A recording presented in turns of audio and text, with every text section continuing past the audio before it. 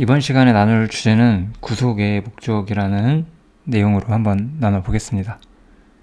우리가 이제 그리스도 예수 안에 있는 구속을 받았다. 성경에서 이렇게 말을 하고 있죠. 구속이라는 단어의 개념에 대해서 정리를 한번 해보겠습니다.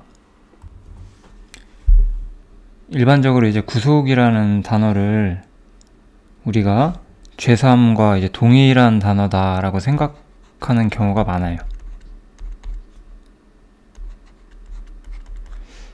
이것이 이제 완벽히 동일한 단어는 아니에요. 우리 성경의 여러 가지 흐름을 보면 에베소서 같은 데서는 구속 곧 죄사함이라고 말을 하지만 또 다른 성경들을 우리가 살펴보면 그 구속이라는 것은 좀 더 여러 측면과 여러 시각에서 우리가 이해를 해줄 필요가 있는 단어입니다. 그러면 이제 구속에 대해서 한번 정리를 해보겠습니다. 구속의 일단 목적부터 바로 말씀드리면서 시작을 할게요. 구속이라는 것은 그리스도께서 한번 죄를 위하여 죽으사 의인으로서 불의한 자를 대신하셨으니 이는 우리를 하나님 앞으로 인도하려 하심이라. 이게 목적이에요. 하나님 앞으로.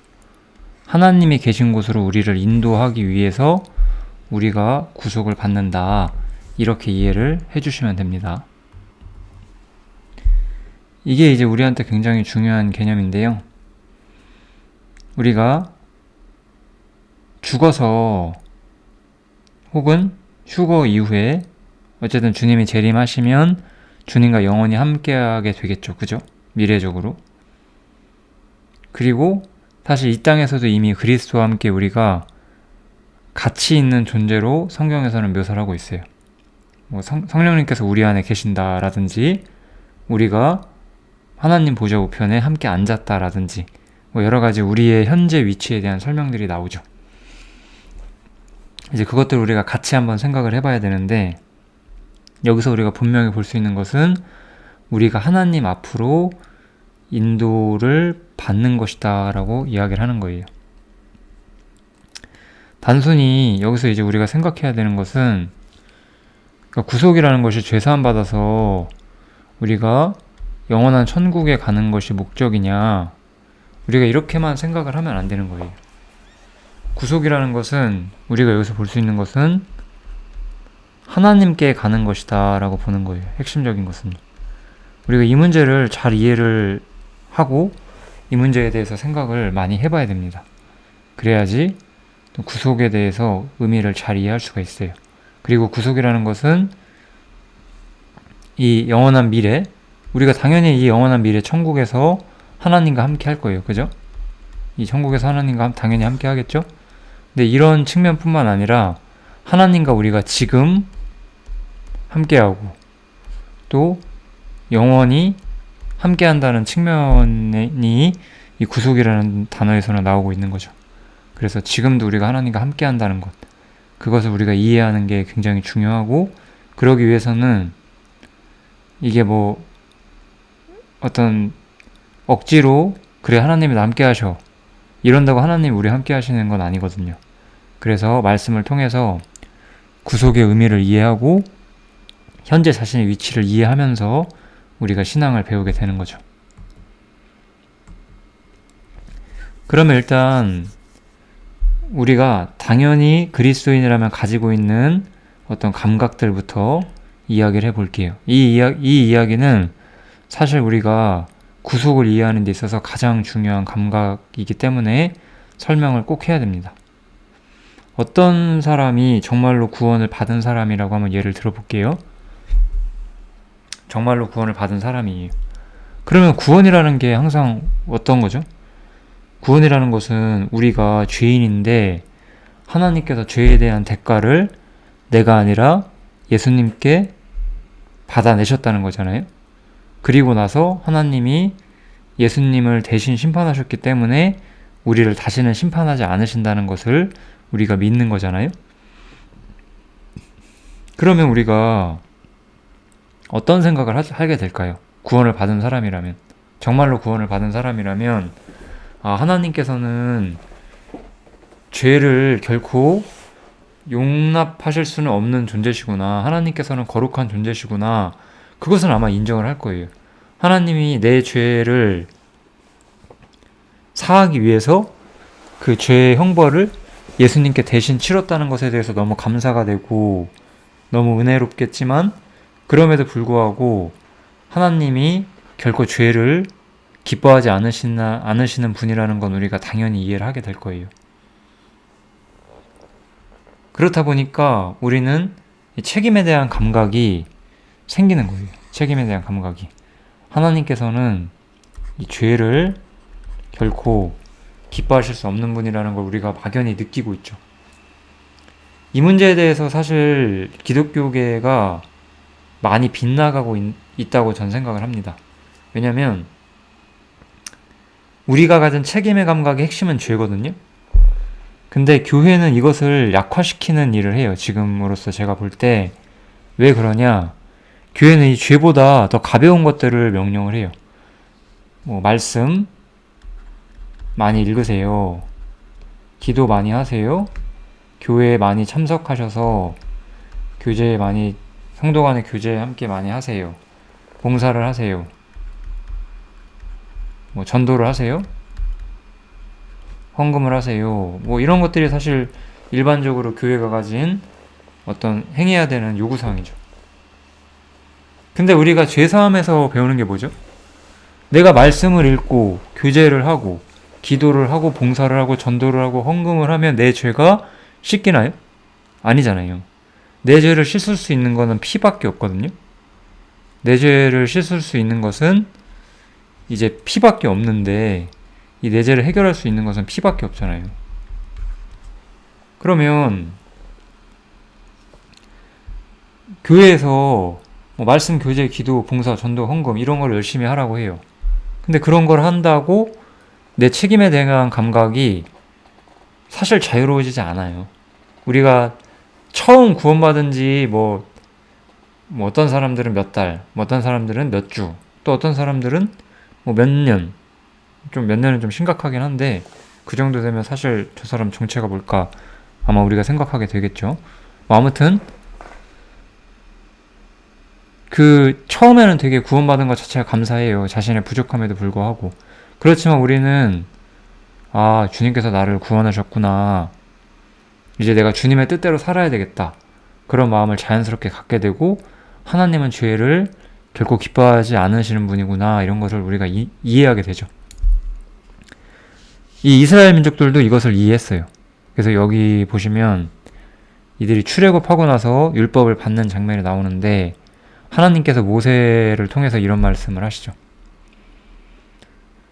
세계가 다 내게 속하였나니 너희가 내 말을 잘 듣고 내 언약을 지키면 너희는 내 열국 중에서 내 소유가 되겠고, 쭉 이야기를 하시죠.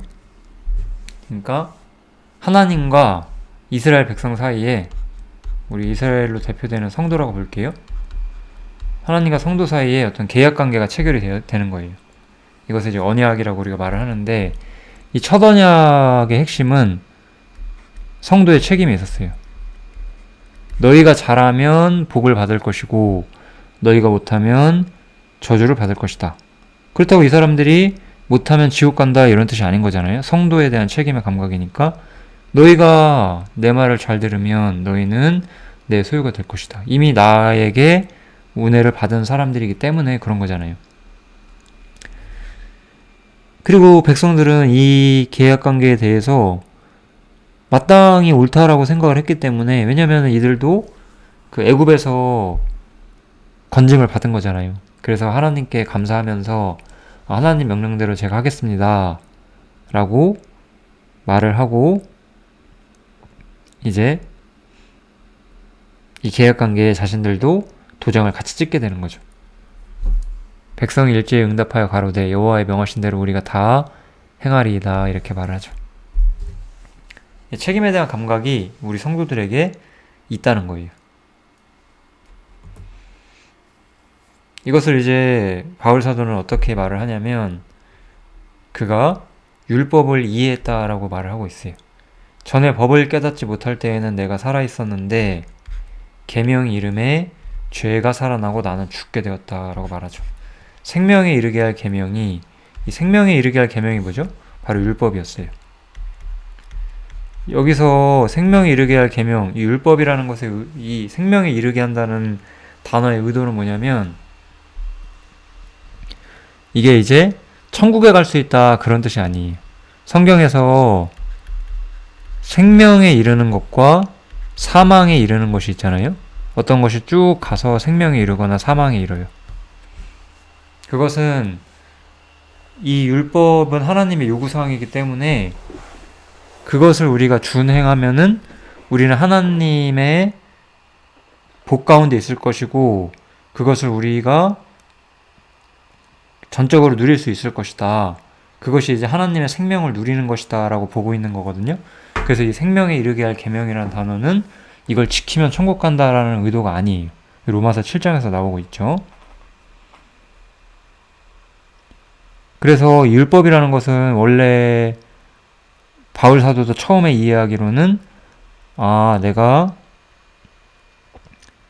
이 하나님의 법을 지킴으로써 하나님과 가까워지고 하나님과의 교통을 누릴 수 있구나. 그 생명의 축복을 누릴 수 있구나 라고 생각했지만 실제로 율법은 그런 게 아니었다라는 걸 안 거죠. 이 생명에 이르게 할 계명이 오히려 나에게 사망에 되었다라고 이야기를 하고 있어요.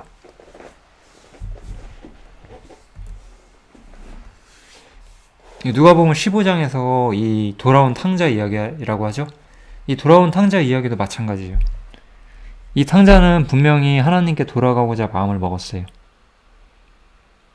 내가 일어나 아버지께 가서 이르기를 아버지여 내가 하늘과 아버지께 죄를 얻었사오니 분명히 이 사람은 자신이 죄인이라는 것을 알았고 하나님께 돌아가려고 했고 이미 돌아오고 있는 중이었고 돌아오는 중에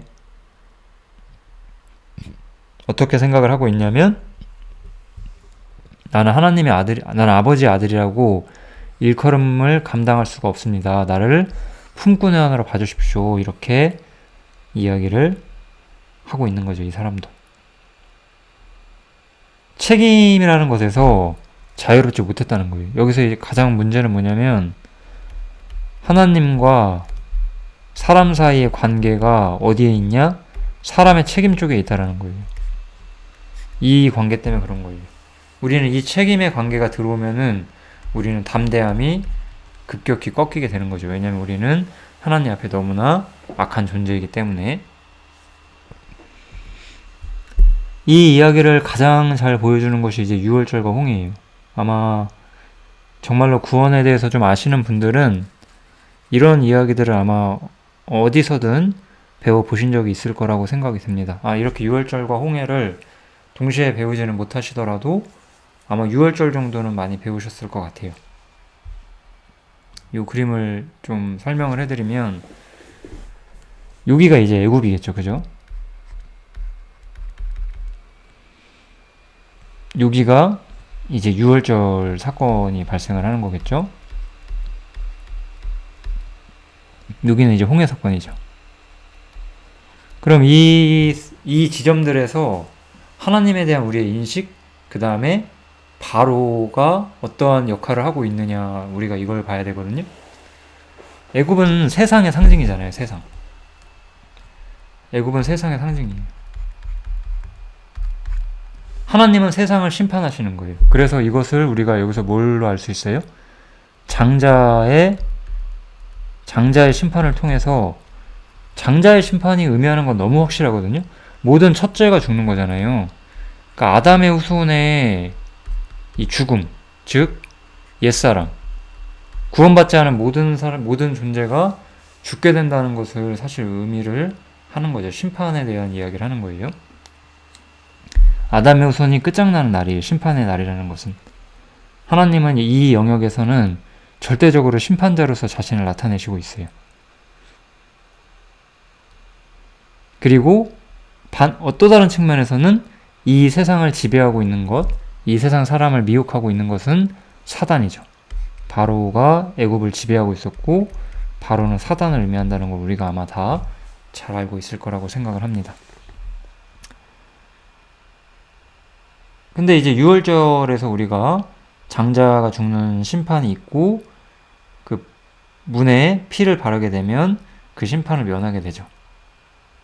그리고 나서 이스라엘 민족은 급히 애굽을 떠나라는 명령을 받게 돼요. 그래서 애굽을 떠나야 된다는 건 알게 돼요. 이때 사실 우리가 무교병을 먹는데 유월절과 함께 무교절이 시작되죠. 그래서 무교병을 먹는데 무교병은 어떤 누룩 없는 것을 좀 상징을 하는 거잖아요. 그래서 하나님께서는 거룩하신 분이고 하나님께서는 죄를 미워하신다는 걸 알게 되죠. 근데 이 세상이라는 곳은 사실 이 세상이라는 곳은 죄로 가득 차 있는 곳이잖아요. 그러니까 이곳으로부터 나오라는 명령을 즉시 받게 되고 우리는 거기로부터 나오고자 하고 여기서 우리는 그 일종의 책임의식을 가지게 되는 거예요. 하나님께서 죄를 미워하시는구나. 하나님께서 내가 죄 가운데 거하기를 원치 않으시는구나. 그럼 당연히 다 바른 마음이죠. 근데 이제 이 상태에서 이제 문제가 뭐냐면은 그 책임에 나를 짓누르고 있다는 거예요. 그래서 하나님이 여전히 무서워요. 사실은 이 상태에 있을 때 하나님이 어떤 점에서는 두렵다. 그 두려움이 변하지 않는다 라고 생각하실 수 있을 것 같습니다. 그래서 자신을 생각해보면 나는 지옥은 안 가. 확신해요. 스스로에 대해서. 난 지옥은 안 가는 것 같아. 어떤 사람은 너무 두려움이 커서 자신의 구원 의심도 하실 수도 있어요. 뭐 괜찮아요. 그럴 수 있으니까. 근데 이런 영역에서 핵심은 스스로를 구원받은 죄인이라고 생각을 해요. 구원받은 죄인. 그러니까 어떤 성경에서 말하는 의인의 입장을 많이 이해하지 못하고 있는 거죠. 구원받은 죄인이다. 이 정도로만 생각을 하게 됩니다. 근데 우리가 구원받은 죄인으로서 사실 우리가 완전히 죄를 안 짓나요? 그렇진 않거든요. 우리는 이때도 여전히 죄라는 것에 영향을 받고 살아요. 내가 완전하지가 않거든요. 그러면 내가 죄를 지으면 율법이 날 정죄하잖아요. 아까 바울이 말했던 것처럼 생명에 이르게 할 계명이 내게 도리어 사망에 이르게 하는 것이 되었도다. 이렇게 말하죠. 그것처럼 생명에 이르게 할 수 있다고 생각했던 계명이 오히려 나를 괴롭게 하고 나를 두렵게 하고 세상을 내가 이기지 못한다는 생각을 강하게 하게 되고 사단의 참수를 받게 되죠. 바로가 추격을 해오는 걸 느껴요. 바로는 항상 여기에 이런 입장에 있을 때 우리한테 바로가 속삭이기로는 너가 그렇게 죄를 짓는데 과연 하나님의 축복을 누릴 수 있느냐라고 질문을 하는 거죠. 사실은 죽어서 천국 갈 수는 있다 이거예요. 근데 네가 현재 주님의 축복을 누리고 주님과 교통하는 존재가 맞느냐라고 물을 때 할 말이 없는 상태가 되는 거죠. 하나님이 두려운 거예요. 왜냐하면 죄가 있기 때문에. 그렇죠. 여기서부터 우리가 생각을 해봐야 돼요. 그러면 여러분들이 만약에 죄사함이 구속이라고 한다면 구속은 뭔가요? 죄사함이 구속이라고 우리가 말을 한다는 것은 6월절이 구속이라고 말을 하는 거거든요. 6월절이 구속이라는 건데 우리는 분명히 출애굽기에서 볼 수 있는 가장 중요한 게 뭐냐면은 구속은 여기라는 거예요. 여기가 구속이에요. 6월절이 구속이 아니고 홍해를 바로 우리가 구속이라고 하는 거예요.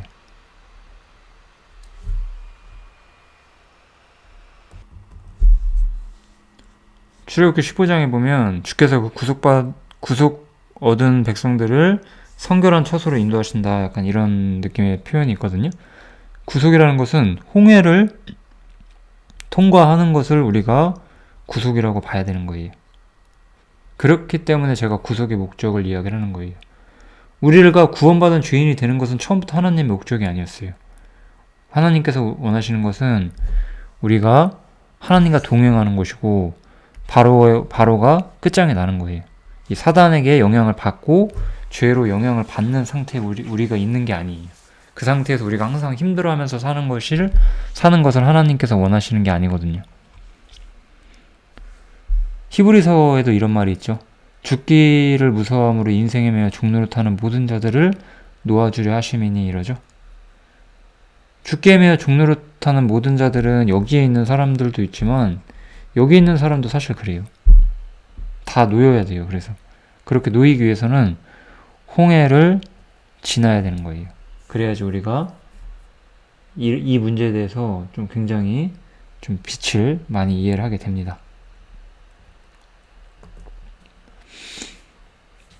그래서 구속이 왜 필요한 것이냐, 그리고 구속을 받은 결과가 무엇이냐를 우리가 다시 정리를 해보면, 홍해가 구속이라고 했잖아요. 사람은 죄의 노예이자 사단의 노예였어요. 아까 여기서 본 것처럼, 그죠? 그래서 완전히 벗어나야지 구속인 거예요. 근데 이 상태가 우리 가운데 이 구원받은 죄인 이쪽 상태 있잖아요. 이 완전히 벗어나지 못했어요. 이때는 완전히 벗어나지 못했어요. 왜냐면 바로가 아직 죽지 않았거든요. 바로를 박살내지 못했어요. 그래서 바로가 물에 빠져 죽을 때까지 우리는 자유로워지지 않고, 사단의 머리가 깨질 때까지 우리는 자유로워지지 않거든요. 그렇기 때문에 완전한 구속이 들어와야 되는 거예요. 완전히 벗어나는 거. 이게 바로 구속의 결과가 되니까요. 이제 다시 한번 우리가 여기서 했던 이야기들을 좀 정리를 해보면, 우리는 원래 죄의 종이자 사단의 종이었죠. 그래서 이 이야기부터 다시 해볼게요. 너희 자신을 종으로 들여 누구에게든지 순종하든지 그 순종을 받는 자의 종이 되는 줄 너희가 알지 못하느냐. 이 죄의 종이나 의의 종이라는 단어를 바울 사도가 쓰는 이유는, 우리 삶을 지배하고 있는 원리에 너희는 끌려다니는 존재다라고 말하는 거예요. 하나님을 섬기고 의에 이른 사람들은 의의 종이지만, 죄 가운데 살고 죄에 밀려서 사는 사람들은 죄의 종이다라고 말하는 거죠. 그래서 사람은 원래 뭐였대요? 원래 죄의 종이었대요. 죄를 지으며 사니까요. 그죠? 그리고 에베소서에서는 너희가 그 가운데서 행하여 이 세상 풍속을 쫓고 공중의 권세 잡은 자를 따랐으니, 여기 나오죠? 공중의 권세 잡은 자가 이제 마귀 사단이잖아요. 그 사단을 따르던 존재였대요. 그래서 우린 사단의 노예였던, 또 종이었던 그런 위치였다는 거죠, 우리가. 근데 아까 말한 것처럼, 그래 내가 죄를 안 짐으로써 자유해져야 되겠다, 그렇게 생각한다면 율법으로는 내가 이 노예 상태에서 스스로 나올 수가 없다는 거예요. 아까 말했던 것처럼 율법이라는 단어가 어려우시면 여기서 책임이라는 단어를 바꿔볼게요. 내가 어떤 수고와 노력을 한다고 해서 내가 나를 노예 상태에서 스스로 꺼낼 수가 없다라는 사실인 거예요. 바울 사도는 이 노예 상태인 자신을 꺼내기 위해서 율법을 사용했지만 율법으로부터 스스로를 꺼낼 수 없었다는 거죠. 여기 보면. 여기서 우리가 빠져나오려면 반드시 바로를 깨야 되는데, 내가 바로를 이길 수 있는 어떠한 방법도 없다는 거예요. 바로를 깨실 수 있는 분은 예수님밖에 없잖아요. 우리가 스스로 깰 수가 없었어요. 그래서 바울 사도는 자신이 스스로 거기서 자유로워지지 못한다는 것을 깊이 알았어요. 왜냐하면 자기 안에 선을 행하기 원하는 자신 안에 악이 함께 있다는 커다란 법칙을 깨달았다는 거죠. 자신이 여전히 죄성을 가진 존재고, 이 죄성의 노예 상태로 여전히 남아있고, 이것을 깰 수 있는 존재가 아니라는 것을 깨달았다라고 말을 하는 거예요. 그러면 어떻게 이 노예 상태에서 우리가 벗어날 수 있느냐, 이게 아마 굉장히 중요한 문제가 되겠죠. 그죠? 그래서 이 노예 상태에서 벗어나는 것, 이게 바로 구속인데, 이 구속에 대해서 나온 성경 구절에서 우리가 볼 수 있는 게 무엇이냐, 우리가 알거니와 우리 옛사람이 예수와 함께 십자가에 못 박힌 것은 이란 뜻인 거예요. 예수님과 함께 우리가 죽었다는 거예요. 여기서도 우리가 이제는 우리가 얽매였던 것에 대하여 죽었으므로 율법으로부터 벗어났다라고 말하죠. 우리가 얽매였다라는 것은 여기서 옛사람을 말하는 거예요. 아담의 후손으로서의 옛사람. 이 옛사람은 바울 사도의 말에 따르면 선을 행하기 원하는 나에게 악이 함께 있었다고 했죠. 죄성 혹은 악이 함께 있는 존재였다는 거죠. 근데 내가 책임이라는 것은 무엇이냐, 내가 스스로 하나님과의 관계를 나의 책임을 가지고 하겠다는 건 무엇이냐, 이것만 내가 제거해 보겠다라는 건데 이것만 제거하려는 시도는 반드시 실패한다는 거예요. 우리에겐 그러할 힘이 없다는 거예요. 그래서 주님께서 하시는 방법은 무엇이냐? 우리 옛사람을 죽이시는 거라는 거예요. 옛사람 전체를 죽음에 넘기운다는 거예요. 주님께서는 이렇게 해서 우리를 노예 상태에서 벗어나게 하시고자 하는 거예요. 다시 한번 우리 홍해에 대한 그림으로 가볼게요. 이 홍해라는 것은 바닷물을 건너는 거잖아요. 이렇게 바닷물을. 근데 바닷물에 사실상 빠져서 죽는 것. 세례와 비슷한 의미를 가지고 있는 거죠. 물에 들어갔다 나오는 거잖아요. 그래서 이 홍해는 주님과 함께 우리가 죽고 주님과 함께 우리가 다시 살아나는 것을 말하는 거예요. 주님과 함께 죽고 우리가 주님과 함께 죽고 그 다음에 주님과 함께 다시 살아나는 부활. 이걸 모두 주님과 함께 하게 된다는 거죠. 그럼 우리는 죽었기 때문에 더 이상 옛사람의 책임에 놓이지 않게 된다는 거예요. 이 율법 문제의 핵심은 책임이었어요. 나에게는 책임이 있으니까. 근데 이 책임은 내가 죽었다면 더 이상 나는 이 책임에 대해서 아무런 빚이 없는 사람이 되는 거예요. 이제는 내가 사는 게 아니라 내 안에 그리스도가 사세요. 부활할 때는 내가 아니라 주님과 함께 살아나서 나는 주님과 동등한 신분을 얻게 돼요. 자격을 얻게 되고. 그럼 이제 책임은 주님께 있는데 주님은 이 책임을 완성하신 거잖아요. 그러니까 우리도 이 책임에 대해서 완성한 존재로서 하나님 우리를 봐주시겠다는 거죠. 이게 바로 구속이라는 거예요. 주님과 함께 죽고 주님과 함께 부활하는 것. 구속은 아까 완전히 벗어나는 거잖아요. 책임에 대해서 나는 완전히 벗어났어요. 왜냐하면 내 옛사람은 죽었고 나는 그리스도와 함께 부활해서 새로운 피조물이 되었으니까요. 이것을 우리가 그리스도와 연합이다라고 성경에서는 말을 하고 있죠. 우리가 그의 죽으심과 합하여 세례를 받음으로 그와 함께 장사되었나니 먼저는 그의 죽으심과 우리가 연합되었다라고 말하고 있고 이제 이거를 좀 다른 표현을 하자면 동일시되었다라고 말해요. 동등하게 되었다 이렇게. 이게 합했다는 의미예요. 그러니까 예수님만 죽은 게 아니라 나도 죽었다는 거예요. 어떤 의미인지 아시겠죠?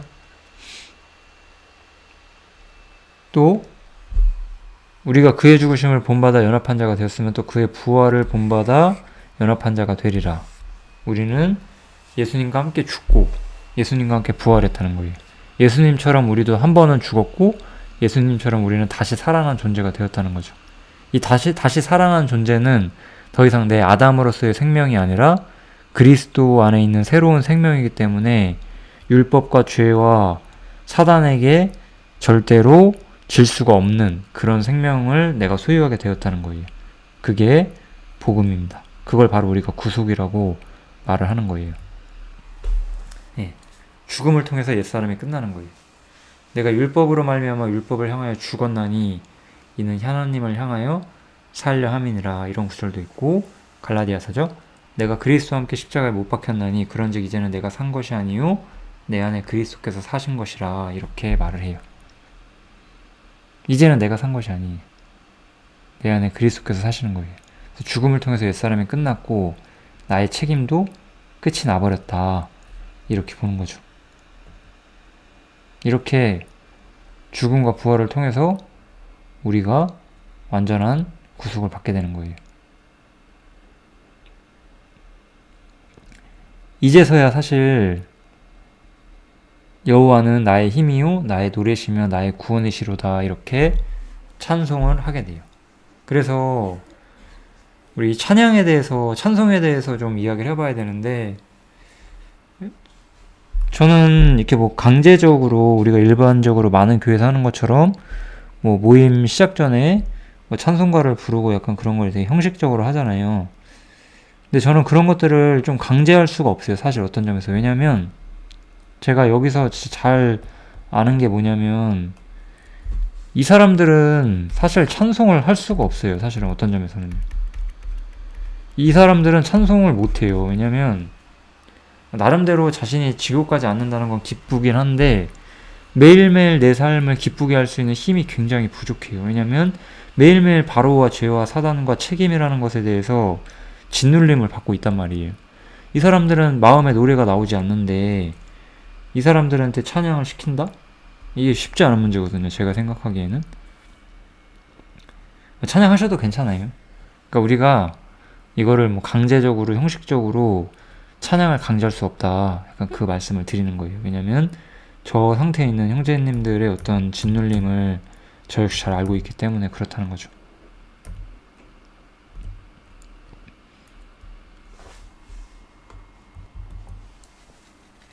이렇게 우리가 죽음과 부활을 통해서 홍해에 들어가게 되는 거예요. 홍해는 아까 다시 한번 그림 보시면 이 그림을 많이 봐야 돼요. 오늘은 이제 홍해를 지나면 우리가 출애굽께서 뭘 알 수 있죠? 홍해를 지나면 여기서 성막을 세워요. 그래서 이 성막을 세운다는 것은 하나님과 동행하는 곳이라는 상징성이 있는 그런 공간인 거예요. 그래서 이제 하나님과 동행할 수 있게 됐어요. 그러니까 하나님과 동행한다는 것. 이제 하나님과 동행이라는 단어가 가진 이 단어의 비밀이 거의 드러났습니다. 하나님과 동행한다는 말이 무슨 말이냐? 하나님과 동행한다는 말은 내가 하나님 앞에 당당히 나아갈 수 있어야 돼요. 이게 핵심이에요. 하나님 앞에 당당히 나아가는 거. 사실 구원받지 않은 사람은 자신이 하나님께 굉장히 당당히 나아갈 수 있다고 생각을 합니다. 왜냐하면 자신의 죄가 하나님 앞에서 얼마나 심각한 것인지 잘 모르기 때문에 오히려 구원받지 않은 사람들이 되게 하나님을 편하게 생각하는 경우가 있어요. 뭐 어쩔 수 없죠. 구원받지 않았으니까. 근데 사실 우리가 구원을 받으면 책임에 대한 감각이 생기고 그러면 당당하지가 못하거든요. 근데 그 모든 책임을 하나님께서 죽음과 부활을 통해서 해결하셨다는 걸 다시 이해하는 시기가 오게 되고 그때는 이제 내가 하나님 앞에서 거룩하고 흠이 없다는 말이 진짜 와닿아요. 우리가 홍해를 건너기 전까지는 하나님께서는 거룩하시고 흠이 없으신데 나는 왜 이렇게 더럽고 악할까? 항상 그게 자신의 마음에 부담이 되는 거예요. 죄스럽다 뭐 이런 말 많이 하죠. 근데 이 구속을 이해하게 되면 아 그렇구나. 내가 이런 존재인데 내가 죽은 거구나. 내가 이런 존재이기 때문에 내가 죽은 거구나. 이제는 내가 사는 게 아니라 그리스도께서 사시고 나는 그러면 거룩하지 않을 수 없고 흠이 있을 수가 없구나. 이렇게 좀 다른 시점으로 하나님의 호의를 정확히 이해하게 되는 거죠. 그래서 당당하게 하나님께 나아가게 되는 거예요. 이게 하나님과 동행하는 거예요. 이게 내가 죄라는 장벽을 뚫고 하나님께 나아가기 전까지 우리는 하나님께 진짜 나아간 게 아니에요. 아까 제가 처음 이야기했던 것처럼 뭐 말씀, 뭐 기도, 봉사, 헌금, 뭐 전도, 교제 뭐 이런 것들 아무리 한다고 해도 내가 하나님께 가까이 나아가는 게 아니에요. 나를 짓누르고 내가 숨겨왔던 나의 죄들 그 문제를 내 힘으로 해결하지 못했었는데 예수님께서 그걸 어떻게 해결하시는지를 봤을 때 그때 우리는 하나님의 호의 안에 진짜 들어가는 거예요. 이것을 전하는 것이 이 구속을 오늘 배우는 목적입니다. 히브리서에서는 이 이야기를 지성소라고 이야기를 하죠. 지성소. 그래서 이것도 이 구절도 굉장히 좀 주목해야 되는데요. 염소와 송아지의 피로 아니하고 오직 자기 피로 영원한 속죄를 이루사. 이 영원한 속죄에 대해서 여러 성경 교사들이 이 영원한 속죄라는 단어를 씁니다. 근데 중요한 것은 이 속죄의 결과가 뭐죠? 여기가 중요한 거예요. 여기가 성소에 들어가셨다는 거죠. 하나님께 가는 길을 여셨다는 거예요. 이게 천국 가는 게 아니에요. 항상 제가 말하는 것처럼 지금 하나님 앞에 당당하게 하나님과 동행할 수 있는 길을 여셨다는 거죠. 그러니까 여기서 뭐라고 말을 해요? 하물며 영원하신 성령으로 말미암아 흠없는 자기를 하나님께 드린 그리스도의 피가 어찌 너희 양심으로 죽은 행실에서 깨끗하게 하고 살아계신 하나님을 섬기지 못하겠느냐? 라고 물어보죠. 사실 사람은 하나님을 섬길 수 없었고 섬기고자 해도 죄의식 때문에 하나님께 가까이 갈 수가 없었는데 이제는 하나님께 가까이 나아가서 진정한 섬김, 여기서 섬김이라는 것은 사실 어떤 점에서 예배를 말하는 거죠. 하나님을 기뻐하고 하나님을 찬양하고 하나님을 즐거워할 수 있는 위치에 우리가 들어갔다는 거예요. 예배라는 것은 봉사랑 달라요. 예배라는 것은 아까도 다시 말했지만 여기 하나님이 계신 곳에서 내가 하나님을 이렇게 진짜로 높이고 노래하는 거예요. 봉사라는 것은 하나님이 계시지 않은 곳 밖에서도 우리 옛날에 성막이 있을 때 지성소랑 성소 밖에서도 레위인들이 일을 했잖아요. 그런 식으로 할 수 있단 말이에요. 그것은 하나님의 보좌가 아니에요. 하나님의 보좌는 지성소만을 하나님의 보좌라고 할 수 있는 거고 그 공간은 구약 성도들이 쉽게 들어갈 수 있는 곳이 아니었어요. 왜냐하면 구속이 완성되지 않았기 때문에 그렇다는 거예요. 그게 성경의 가르침입니다. 네. 또 다른 성경에서 히브리서 10장이죠. 이거는 그러므로 형제들 우리가 예수의 피를 힘입어 성소에 들어갈 담력을 얻었다. 여기서 말하죠. 우리가 성소에 들어갈 담력을 얻었다는 거예요. 우리가 마음의 뿌림을 받아 양심의 악을 깨닫고, 그래서 이게 먼저예요. 제가 처음에 말했죠. 책임에 대한 의식이 있다. 책임에 대한 의식이 없는 사람은 양심의 악을 깨닫지 못한 사람이에요. 양심의 악을 깨닫고 나서야 오히려 그 모든 것들을 씻겨주시는 주님의 그 죽음과 부활, 그리고 내가 함께 죽고 부활했다는 그 권능의 힘을 깨닫게 되고 진정한 자유를 깨닫고 참 마음과 온전한 믿음으로 하나님께 나아가게 되는 거죠. 이러므로써 우리가 자유를 얻게 됩니다. 여기까지가 이제 사실 제가 전하고자 하는 좀 이야기의 전체 내용입니다. 어떤 이야기를 덧붙일까 말까 살짝 고민을 했는데요. 그러면 내가 이걸 알았어요. 이 모든 걸 알았으면 홍해가 끝이 아닌 거예요. 근데 제가 말씀드리고 싶은 것은 홍해가 끝이 아니에요. 이러면 이제 내가 하나님 앞에 당당히 나아갈 수 있다는 것을 알게 되었는데 이제 하나님 앞에는 당당한데 또 다른 문제가 있어요. 내가 세상을 살아보니까 여전히 세상은 나에게 혹독한 곳이라는 것을 이해하게 되는 거죠. 이제 나에게는 새로운 좀 관심거리가 생기게 되는데요. 이 지점을 우리가 다시 한번 볼게요. 이제 난 하나님과 동행을 하게 되는데 여전히 나는 이 세상에 살고 있잖아요. 이 세상이 생각보다 혹독하다 이거를 좀 느끼게 돼요. 세상이 좀 빡세게 느껴지는 그런 게 있을 수가 있죠. 그럼 이 혹독한 세상 속에서 나는 주님처럼 살지 않고 이 세상 사람처럼 살려고 하는 경향성이 남아있거든요. 그러면 또 우리가 온전히 하나님을 누리는 기쁨을 이해하지 못하게 돼요. 그래서 여기 있는 사람들은 또 전진하려고 해야 돼요. 이 너머에 뭐가 있죠? 요단강이 있습니다. 그래서 우리가 이 시점에는 이제 광야에 대해서, 육신에 대해서 우리가 자기를 배우게 돼요. 그걸 우리가 자아라고도 많이 말을 하죠. 자아라는 것을 많이 배우게 됩니다. 구원받은 죄인은 자아를 많이 몰라요. 홍해를 건너고 나서야 어떤 자아의 실체를 이해할 수 있습니다. 이 이야기를 여기다 더하고자 하면 또 훨씬 길어지겠죠? 그래서 거기까지는 이야기하지 않고 오늘은 이 구속의 목적까지만 말하고 마치도록 하겠습니다.